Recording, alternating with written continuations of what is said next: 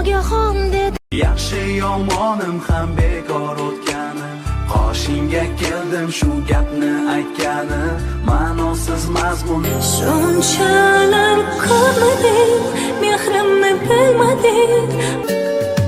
Chiroylarga boyimsan, osmondagi oyimsan, senga oshiq bo'lganman. Oshiqman, seni hammadan qizg'onib sevgan oshiqman.